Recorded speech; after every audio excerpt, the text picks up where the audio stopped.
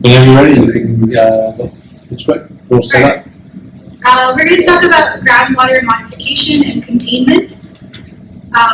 We know that groundwater contamination occurs and it's more difficult to treat than surface water because the plume can travel to all sorts of places and different undesirable lights and locations.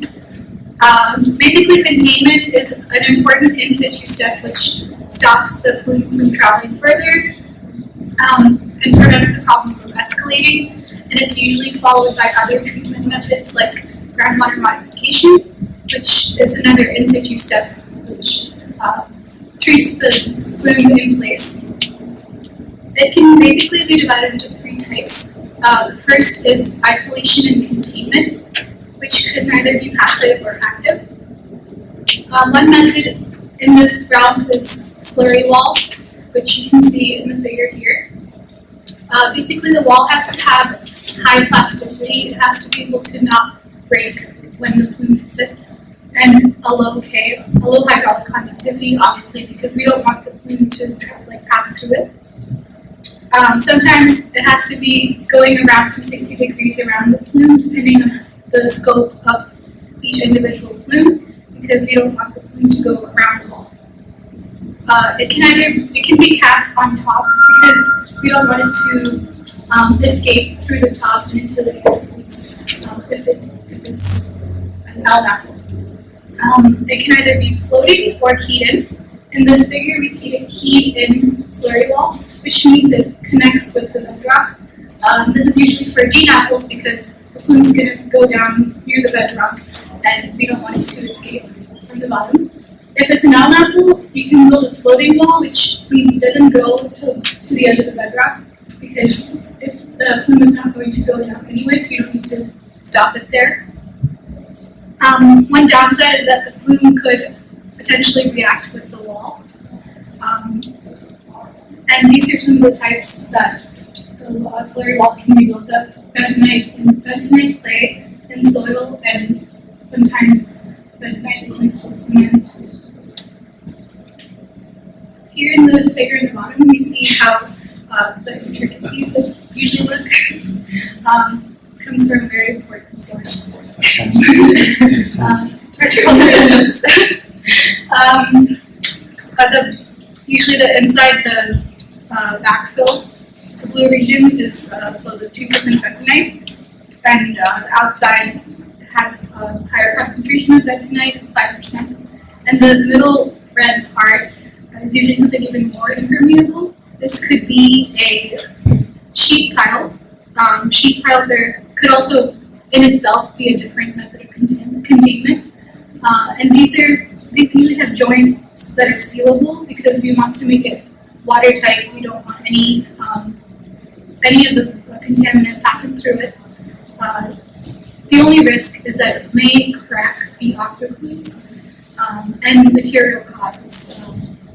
Typically more difficult to build than a clay soil mixture. Also, another method besides slurry wall is soil mixing, which two things kind of fall into this realm, which are penetration and jet grouting. These are basically to destroy the soil fabric. Penetration is more filling in the voids of the soil, and jet grouting is destroying the fabric of the soil, so that eventually it decreases the hydraulic conductivity so much that plume can't pass through it. As you see in the picture above, this is usually used for construction also. After containment, typically remediation is followed by other active controls like pumping and treating.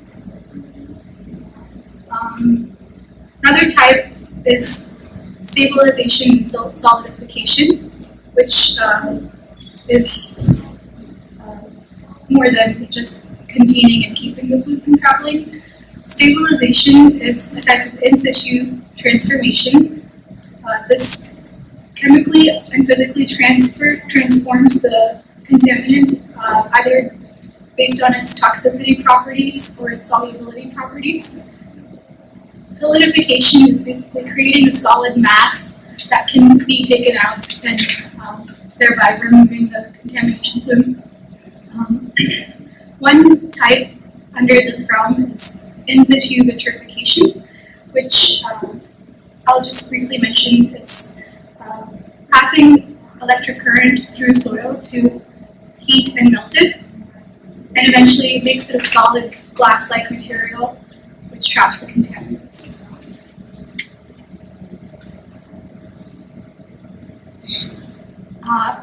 Another type of solidification or stabilization relies on the underlying mechanism of adsorption. Basically, you trap contaminants at the wall that you built. By adsorption is basically trapping a smaller contaminant onto a larger contaminant surface. And these can either be organic or inorganic. Organic adsorption is usually also termed as microencapsulation, which traps the contaminants in a crystalline structure, for example, inside of microscopic pores, or macroencapsulation, which traps it on a larger solid surface. But as I said, the underlying mechanism is adsorption. And the strength and durability of this wall that contains those contamination is some of the factors of permeability of the wall. We want to make it as impermeable as possible. And another problem is eventually leaching out the adsorbed materials. We want it to stay on the solid. We don't want it to go through it and eventually start releasing the solids that it has adsorbed. Another method is permeable treatment walls, which is different than the slurry walls that we've seen, which are impermeable, which their only purpose is to block the contaminant. But permeable treatment walls basically obviously treat the contaminant and let the clean water pass through, as you can see in the picture. There are multiple underlying mechanisms that can be utilized in a permeable treatment wall, and one of the more common ones is precipitation. Precipitation is basically taking out something into a solid phase, and it's dependent on pH, usually used for metals, hydroxides, sulfides, silicates, carbonates, and phosphates. The only problem is that you have to eventually take out the precipitation. It can't keep accumulating to a point where the permeable treatment wall is no longer permeable or useful. Another method is detoxification, which is basically changing the contaminant into a less toxic form. For example, chromium with 6 ions is more toxic than chromium with +3 charge. So a method can be installed to make that transformation, and so that the water only has the chromium 3 positive ions, positive charge. Another method is biodegradation, which can use bacteria to treat an organic contaminant, or denitrification and adsorption. Alright, so when choosing the exact location for the barrier, there are certain things that we want to consider. We want to consider the shape of the aquifer, which may be very irregular, and also groundwater flow direction. In addition to this, we want to consider the location of any public or private wells that could be potentially affected by our physical barrier or by just the construction. We also want to look at the depth and the shape of the lower confining layer. Odds are that the bedrock will be flat and may even eventually curve into the surface. The chemical component of the contaminant, composition of the contaminant, goes along with choosing the material for the barrier. There must be compatibility between the two in order to avoid corrosion of the barrier, which could eventually become ineffective. When choosing materials, it's important to also consider costs and also maybe even recycled material, for example, fly ash, which we'll discuss and can usually be used in concrete. It may lead to a more brittle product, but here it actually serves another purpose, which we will discuss later. Perhaps the most important factor is to perform a stress deformation analysis to determine the stability of the ground of the aquifer that we'll be working with. The test is typically done with extensometers to estimate not only compressibility but also skeletal specific storage. This test allows for drawdown due to pumping to be taken into account.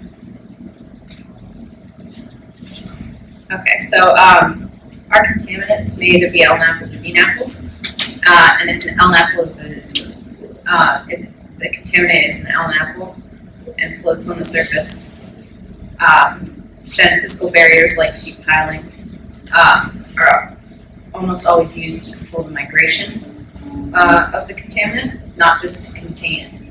So here we see in the figure a treatment wall being used with the flow permeability barrier to direct the flow and then treat the contaminant. The D-napple is similar in the way that physical barriers are usually used along with other treatment methods, as mentioned. Since barriers would have been driven into the bedrock, they do isolate contaminants. While, as Ruthie mentioned before, we could have floating barriers with an L-napple. Preventing lateral migration then allows for pumping and treating, or another treatment method. Okay. So, I just wanted to talk a little bit about slurry walls and the materials used. I know the percent bentonite was mentioned before, but the physical barriers material also plays a role in best designing a system. The slurry walls have a plethora of materials that can be used. Typically, the best option is to use bentonite soil, which is less likely to fracture due to its high plasticity, unlike bentonite concrete or other materials. The bentonite soil typically contains the 5 to 7% bentonite in the outer layer, and then the 2% in the backfill, which makes up the majority of the thickness of the wall. This composition gives a very low conductivity to deter water migration through the wall. An impermeable membrane is also added to completely contain the contaminant. This membrane could be sheet piling, geomembranes, or concrete cutoffs. Bentonite concrete is a more brittle option. However, we mentioned fly ash before, and it can be added to the bentonite concrete to reinforce it against dissolution by a very acidic contaminant.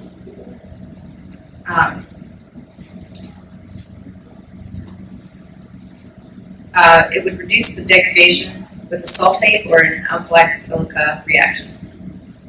Other materials that may be used are polymers, resins, emulsions, or asphalts, but they may be even more brittle than the bentonite concrete. This table shows some of the advantages which will be discussed or may be discussed in detail later on, but I just wanted to show a few highlights. The bentonite concrete hydraulic conductivity is very low. It's around -6 or 10 to the -6 centimeters per second. However, it is much lower for bentonite soil, around 10 to the -7, and can even be as low as 5 times 10 to the -9, and that's centimeters per second.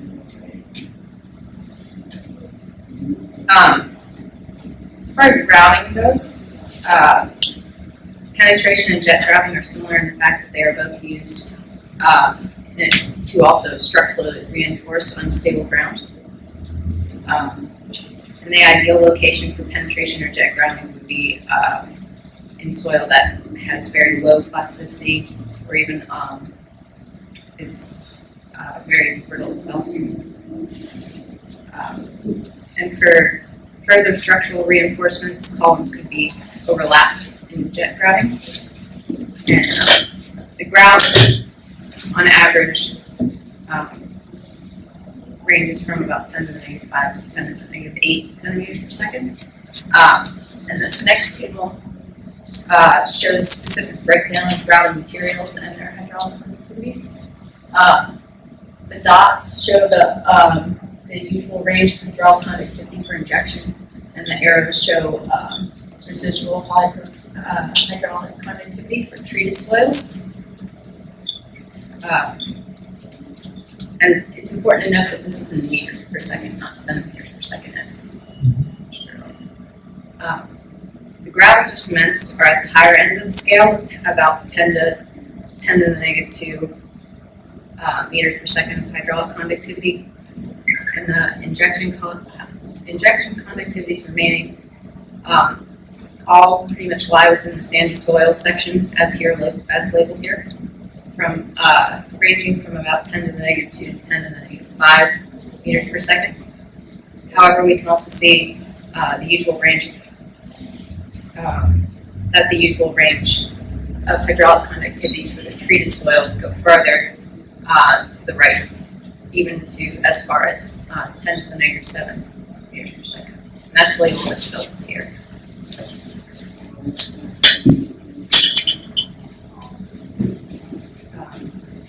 The contaminant's chemical composition certainly has to be taken into account in considering these reactions.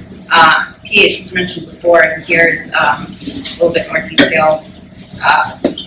Strong, acidic, or basic conditions will greatly affect the system and the materials used in the physical barrier. Very acidic conditions, like from strong or inorganic compounds, could lead to a pH less than 1, which would be extreme. This would be strong enough to dissolve the silica and aluminum components in the bentonite, but we talked about earlier adding fly ash to help reduce that dissolution and protect the copper. Strong basic conditions with a pH greater than 11 would also greatly affect the system, changing the process.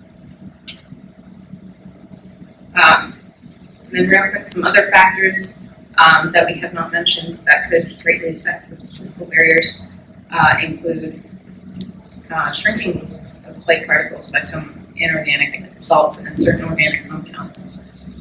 This ties back in with the chemical composition and the acidity, which were just mentioned.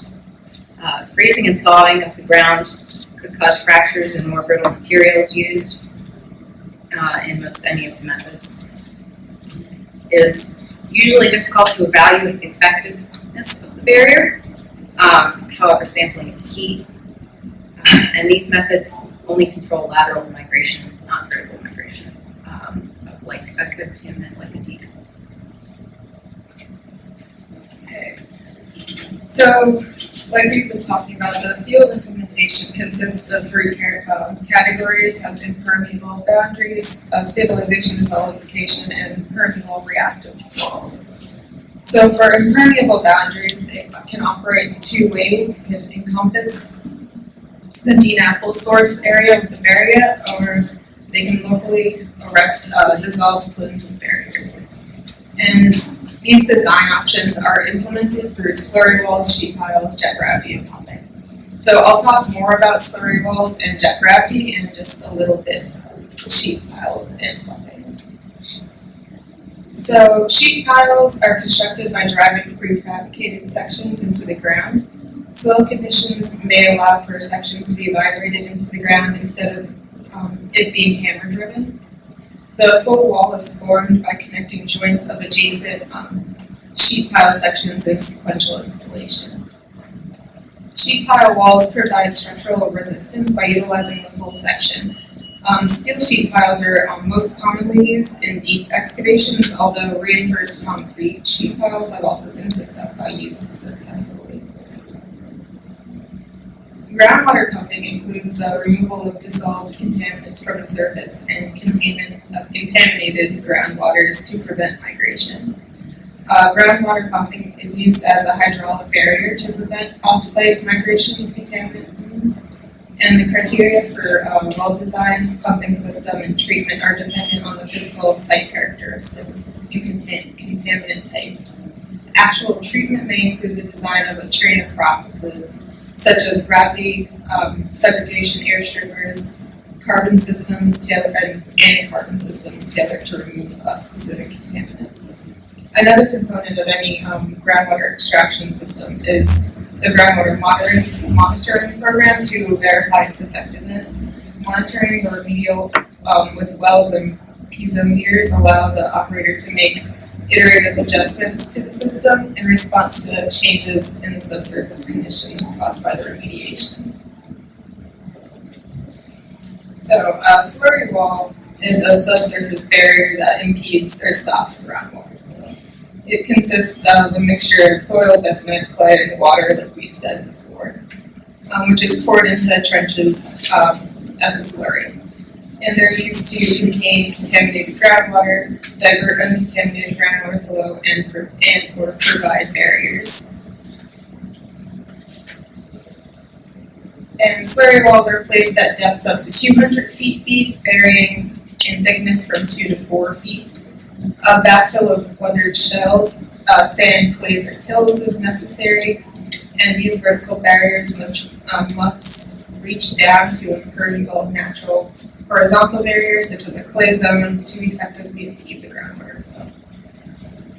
And those are the types of slurry walls that we also said before too.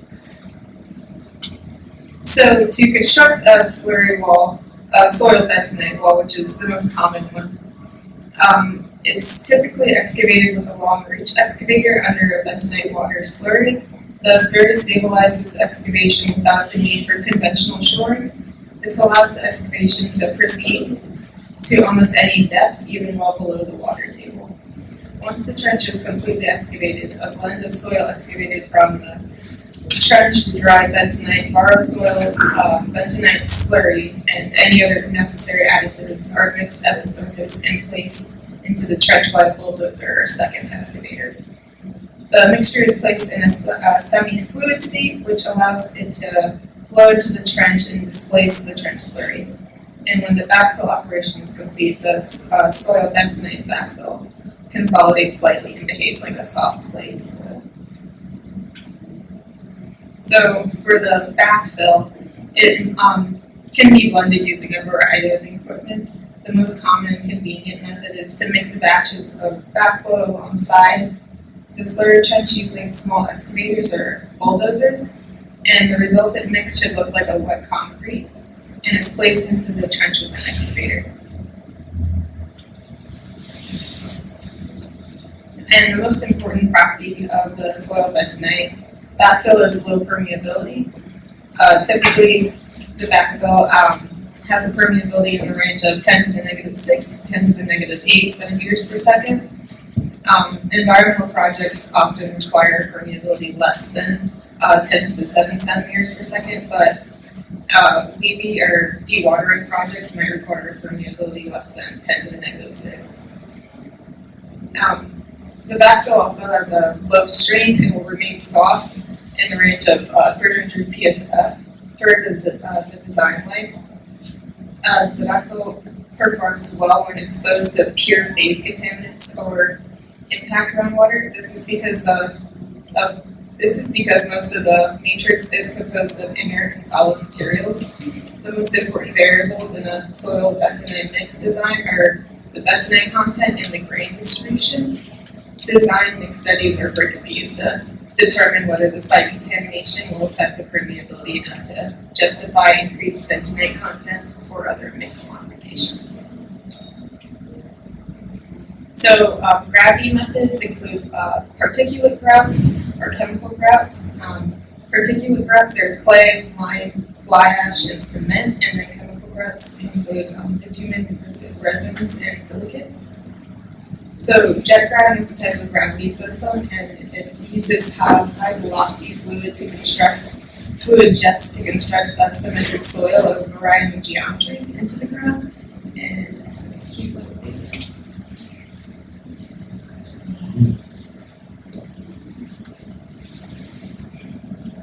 So jet gravity designs typically operate at 1 to 2 RPM, 1 to 2 feet cubed per minute, and 6,000 psi injection pressures.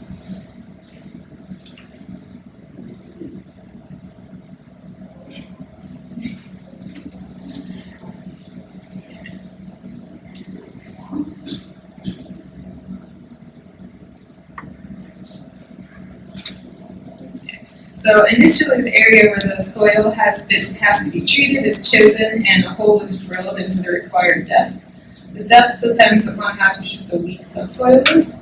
The hole drilled may range from 10 to 20 centimeters. The drilling can be done by rotating drilling system under high pressure to the desired depth.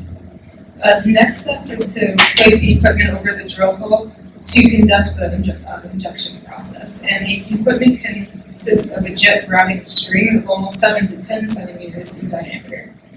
At the end of this string, it possesses a nozzle in order to have an injection at high velocity. The nozzle has a diameter ranging from 1 to 10 millimeters.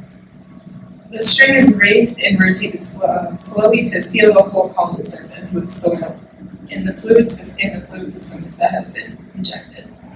The main jetting begins and as it progresses, the fluid is injected through a rotary motion and the string is raised. A piece of mud within the pit is created and the fluid mix rises to the top to signal that the bottom has been fully sealed with the grout soil mix. There are 3 main types of jet grouting systems. You have the single, double, and triple fluid system. So the single system is just the grout, which is water and cement. Air plus grout is the double fluid system, and then water, air, and grout is the triple fluid system. Now for stabilization and solidification, it involves mixing binding reagent into the contaminated media waste. This action immobilizes contaminants within the treated material, which prevents the migration of contaminants. This treatment relies on changes to the physical properties of the waste as the cement solidifies the waste. These changes may include the binding of free water in the waste into cement hydrating products, creation of waste with more physical integrity, such as granular, solid, or monolith, and reducing the hydraulic conductivity of the waste. Large concentrations of oils and grease greater than 20% may prevent the hydration of cement by coating the cement particle with oil or grease, thus preventing water from encountering the particle. Yeah. And we have another video. Excellent. Sponsored by CHE. Who's PhD? How'd you know it's not spurious?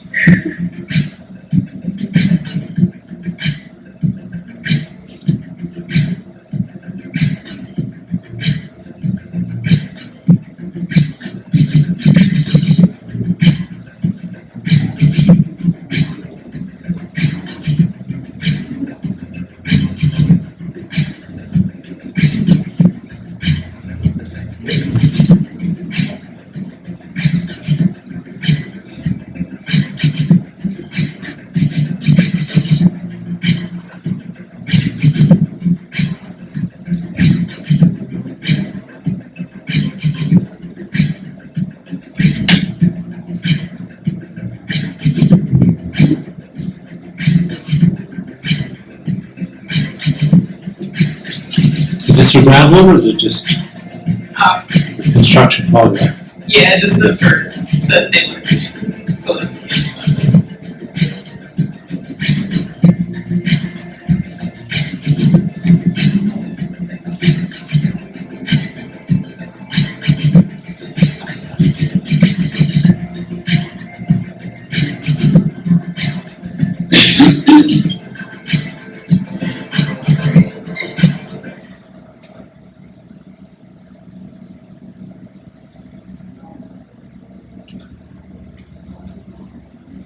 So there are 2 types of stabilization methods. You have in situ and ex situ. So in situ stabilization requires the injection of stabilizing compounds into a soil, and typically the labor and energy costs are lower, but the site conditions such as bedrock, large boulders, clays, and oily patches may cause mixing problems. Ex situ stabilization involves excavation and backfilling, and the processes reduce soil heterogeneity, improve the physical or chemical characteristics by blending variable materials before treatment. This helps improve the material characteristics and process control. producing materials and mixing degree like those in certain treatability studies. So for in situ remediation, which is also called soil mixing, auger mixing, rotary mixing, and a bunch of other names, it involves in-place mixing of reagents and waste without removal for the contaminated site. And there's 3 specific types of in situ soil mixing. You have deep soil mixing, shallow soil mixing, and backhoe stabilization. It is usually performed using a large diameter auger, which is 3 to 12 feet, with mixing paddles and grout boards. So the procedure for an in situ treatment process may utilize the existing lagoon as a mixing area. Large-scale remediation projects are typically better suited for in situ remediation, which is usually less costly in such situations.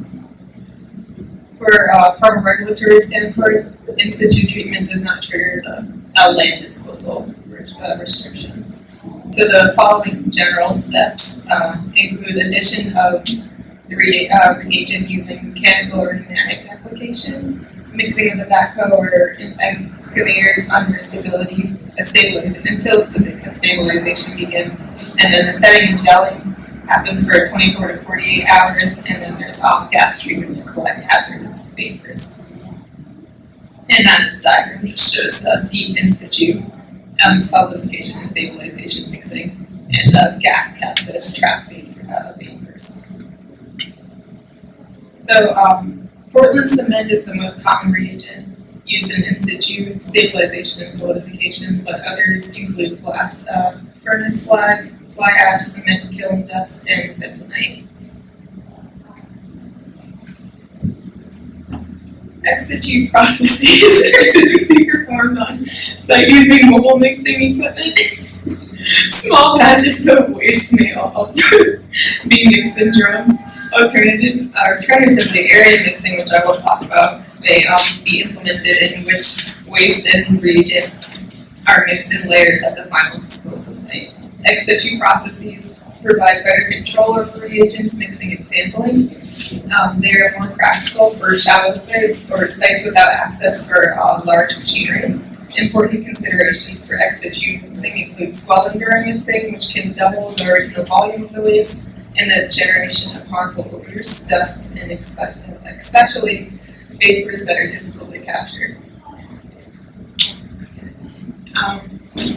Mobile mixing systems utilize mobile or fixed systems to handle, meter, and mix waste and reagents. Wastes are physically removed from their location using pumping or construction equipment, mechanically mixed with reagents and deposited into a prepared disposal site. This method is best suited for liquid and high liquid sludges that can be pumped. Special equipment may be used to employ the mobile mixing method on high solids content, sludges, and soils. So the typical procedure is an excavation to remove contaminated waste, the classification of wastes, mobile plant setup and mixing, off-gas treatment to collect hazardous vapors, and then the final disposal. And then this is just a typical mobile mixing plant schematic.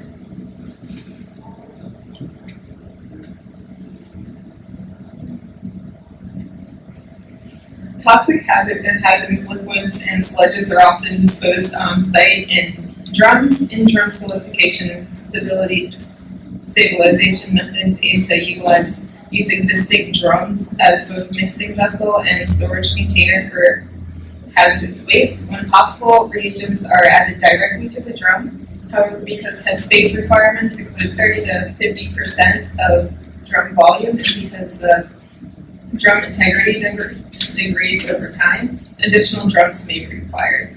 This significantly increases treatment costs, and typical in-drum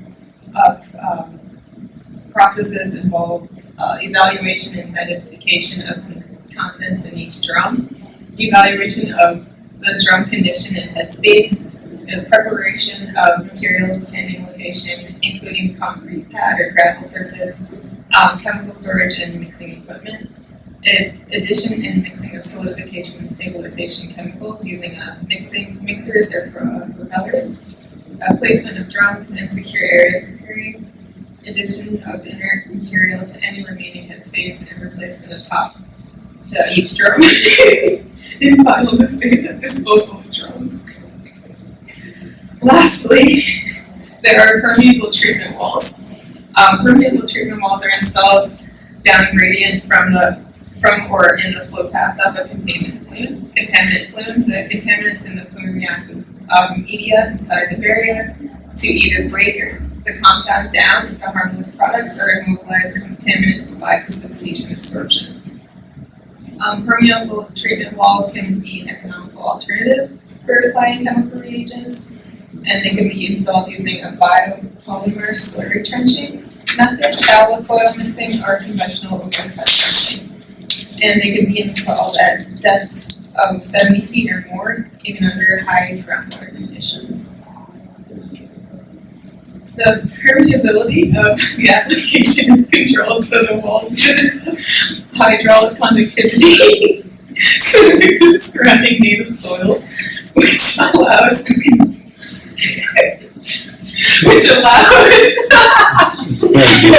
groundwater to flow naturally through the barrier. Reagents are added to the installation at time of construction within the barrier or injected later through the wall installed for this purpose. The typical reagents include zero-valent iron, activated carbon, peat moss, and others.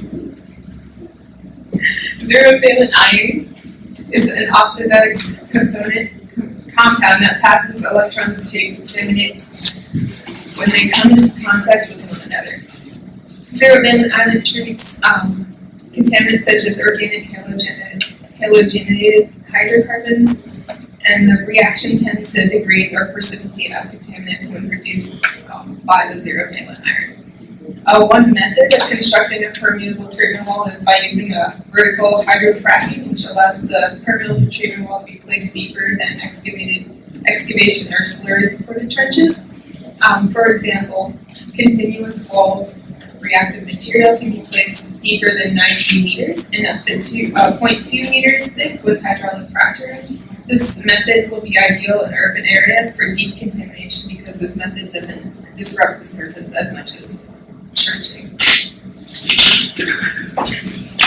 Now we'll move on to a case study so we can see how some of these methods are actually applied. So the first case study we're going to talk about is a soil bentonite cutoff wall for an abandoned coal mine. And this site is approximately 18 acres. It's a Superfund site in Grove City, PA. And it was an abandoned strip mine that was also directly adjacent to deep mine and high wall. And it's also partially flooded, so the deeper areas had filled with water. The surrounding area is mostly agricultural, but there are some residential areas. And the mining activity ran from the early 1900s to the 1940s.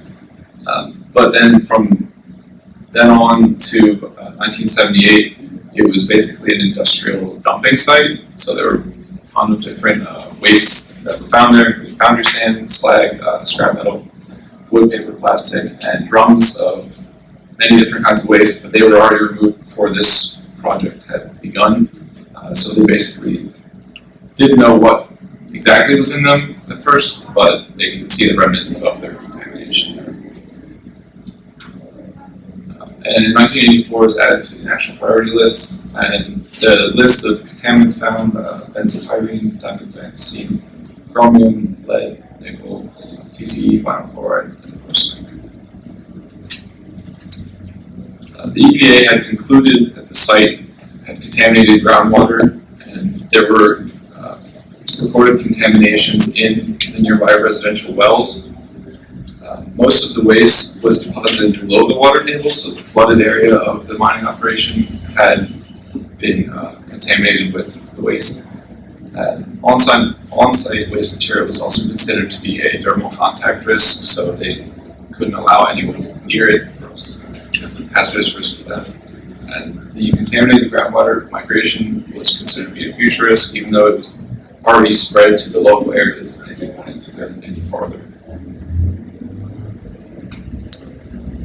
The remedial objectives of this site were to prevent the migration of contamination through the groundwater, prevent infiltration of surface water to the contaminated area that would cause more contaminated groundwater to travel out, and then prevent direct contact with these contaminated materials. The preferred method suggested by the EPA was to build a record compliance landfill off-site and then transport all the waste to it. It would have achieved these objectives. The cost was estimated at $26 million. And included excavating, stockpiling the waste on site while the cell was completed. The high cost is due to requiring the dewatering system during excavation and then the wastewater treatment of that water. The alternative remedial action was a soil bentonite slurry wall to contain the area completely, and then topped off with a geosynthetic clay lining cap so that any rainwater, surface water would not infiltrate the area anymore. And then to install extraction wells inside of the cutoff zone to collect all the contaminated water from that pit and then send it to the on-site treatment system that would be constructed.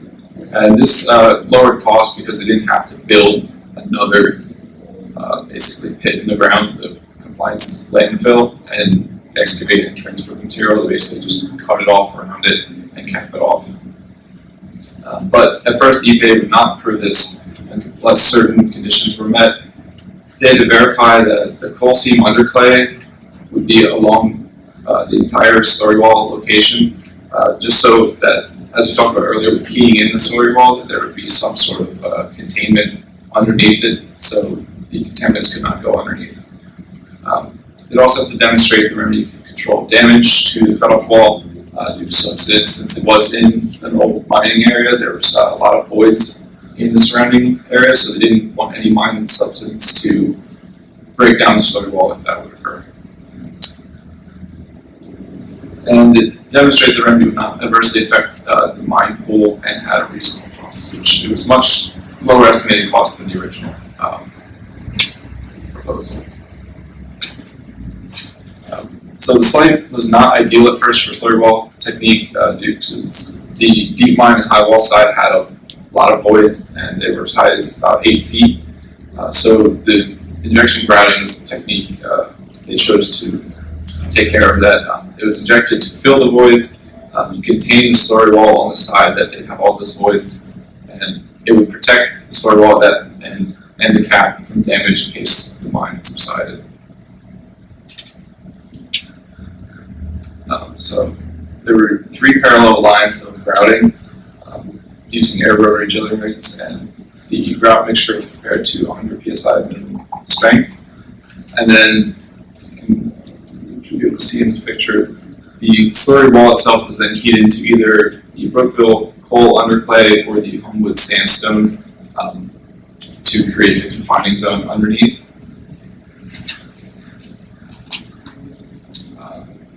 Here's the overall site plan. The 3 dotted lines in the shaded area at the bottom are the grout lines, and then the main heavy bold line circling the area is the slurry wall. And you can see on the right-hand side that kind of circular, the pit area over there is like where all most of the liquid can go in the water.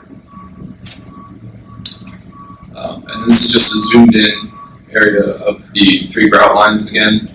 And you can see they have the water treatment plant just off-site from the extraction wells. So this project started in 1995 and was completed in 97. They were able to lower the cost by 60% compared to what the project would have been for the EPA's proposal.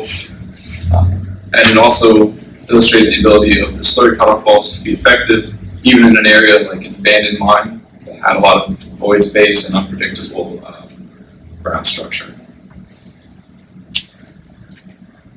And that is the latest image from Google. You can see what the site looks like now, so it's completely capped off. It looks like they removed at least one of the buildings that they had where the treatment was, and little dots all over were the extraction wells for the groundwater. Dots all over it. Yeah, you can, it's sort of hard to see on the screen there, but I can see better then. there's a few. Oh, yeah. If you zoomed in on Google, you can see what they were. I see.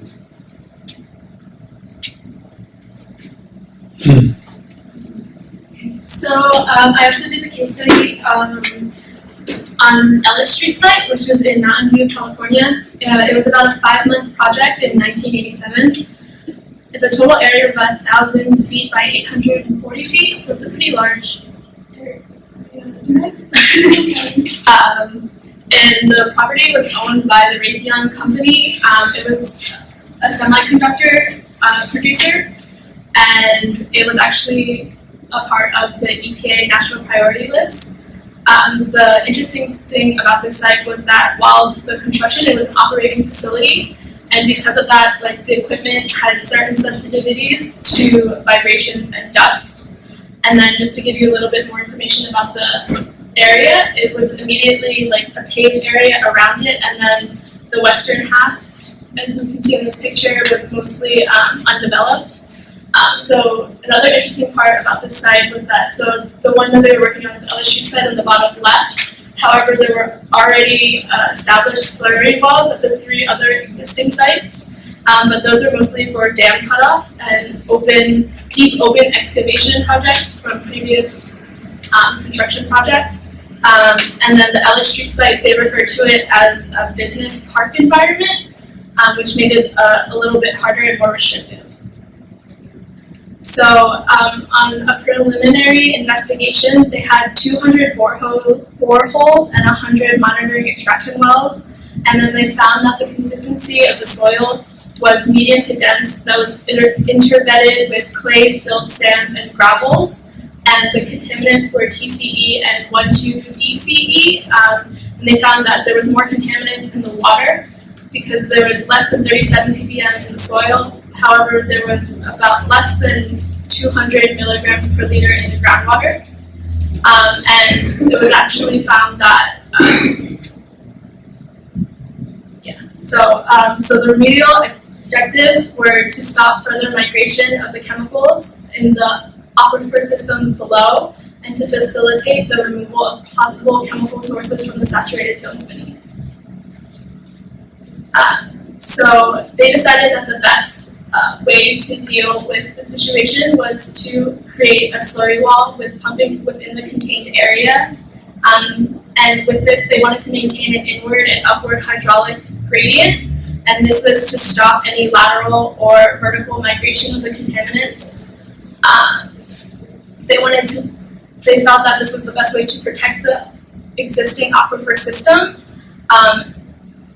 Unlike excavation would kind of probably destroy it, and they wanted to facilitate the removal of those saturated soils, which like groundwater control wouldn't have been able to do. And they also felt that this would allow the facilities to remain operational during all stages of the construction, which was most important to the company. So the total perimeter of this design was 3,400 feet.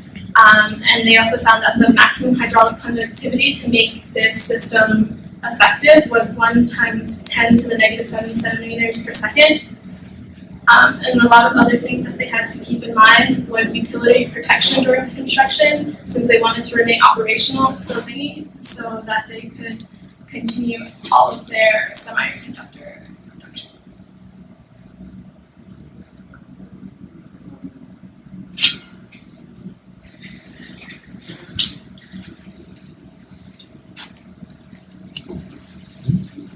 And I'm going to now introduce the applicability and limitation factors of the treatment methods.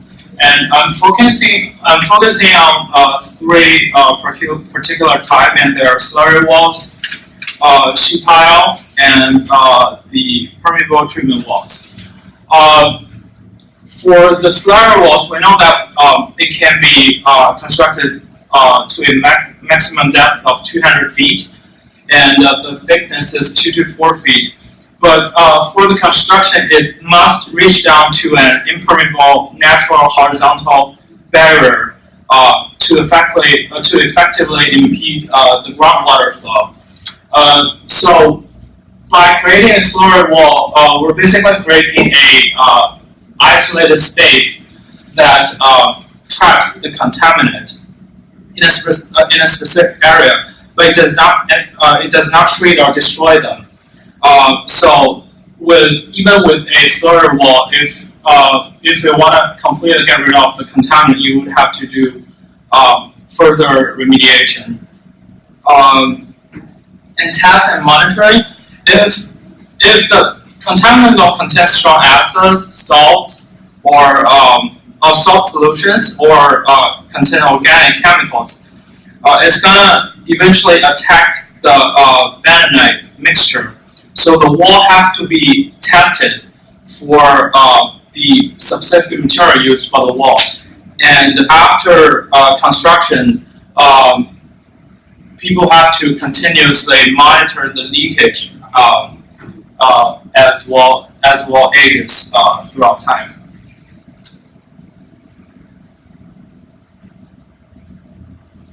Sorry.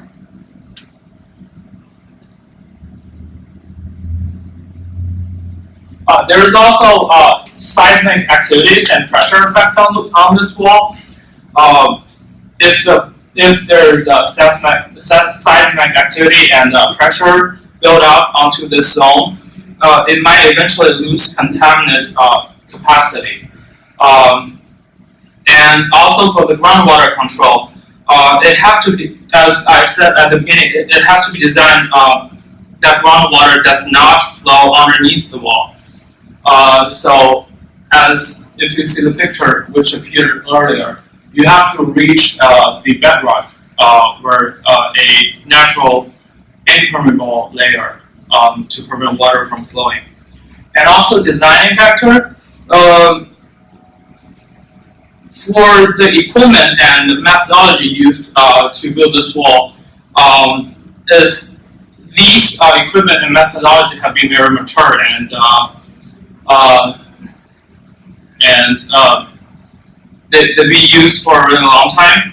But for treat a specific type of contaminant, you have to analyze for a specific mixing for the wall, which takes very experienced contractor to do this. And applicabilities of the slurry wall. If designed properly, it can use to treat a wide variety of waste, including metals and organic wastes, and it does not target a particular group of contaminants. And this also deals with large weight mass. So when waste mass is too large to treat using other method, the soluble and mobile contaminants, this can infiltrate to a source of drinking water that's close to the contaminant site. And for sheet piling, there is a limitation for sheet piling. It is susceptible to salt and acid since it's metal. So the sheet pile used for this method have to have really high strength, and this would increase the cost factor. And from the picture, you can see the interlock mechanism on the sheet. Although they're curved and creating a very trying to create a very sealed interlock, but it's still during a long time, it's still the leakage is also a problem, and you have to design a very special interlock to prevent this, and it's already a very expensive method. And also I think someone talked about previously, the hydraulic conductivity is very low. It's usually less than 10 to the -7 centimeter centimeter per second for the sheet pile. And the installation difficulties. If there is if underground, because it can be inserted deep under the ground, but if there is boulders and low permeable layers under the ground, the installation will become very difficult since they have to be directly inserted into the soil by machine. And the applicability, one of them is since they are inserted one by one to the ground, so the replacement is very easy if one of them is damaged. And also the depth can be either 50 to 100 feet based on the condition and equipment. Because if one sheet pile is not long enough, you can basically stack them and push them through into the ground. And also the installation is very fast compared with other treatment method. And there's very little waste material during installation since they're pre-made. Before they are transported into the site, and unless there is salt and acid, they have a very greatly reduced diffusion transport. That's one of the really important abilities. And for permeable treatment walls.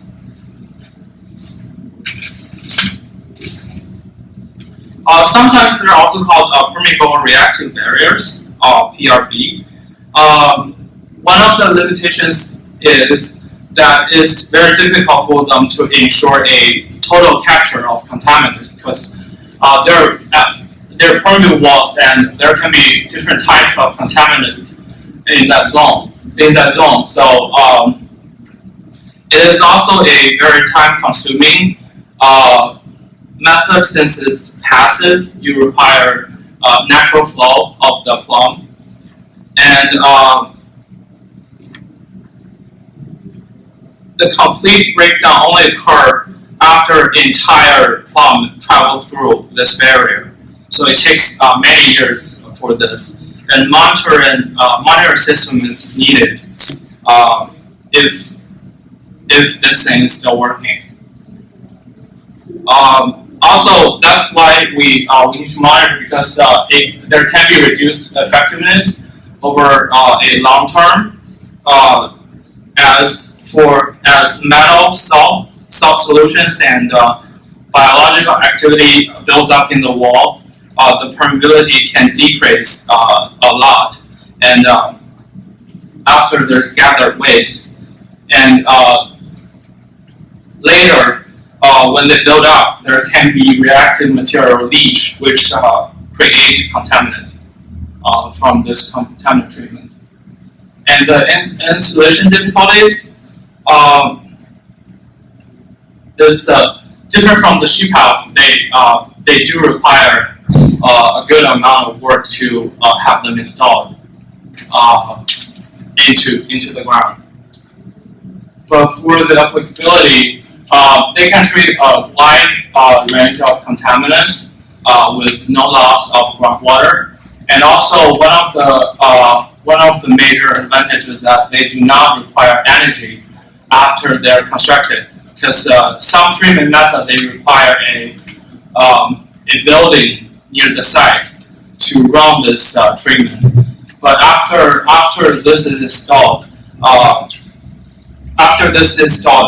There's no above ground equipment and some land where you cannot build such a house or equipment. They're very useful. Alrighty, I'm going to be talking about the availabilities and costs of our systems that we brought up today. And first, I'm going to start off with the slurry wall. And first things first, we're going to go with the cement bentonite form of slurry wall, and this is the most common form of vertical barrier. in Europe and is especially used for seepage control.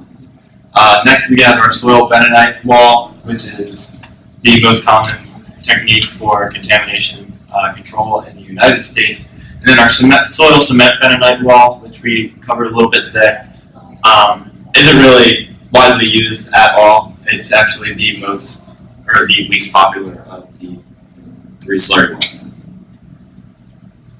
Going into the cost for our cement bentonite wall, we will range from about $10 to $20 per foot square of depth.